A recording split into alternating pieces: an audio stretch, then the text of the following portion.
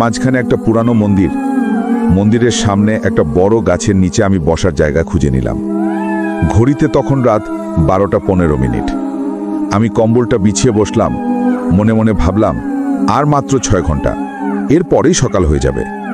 প্রথম 1 ঘন্টা কেটে গেল স্বাভাবিকভাবে।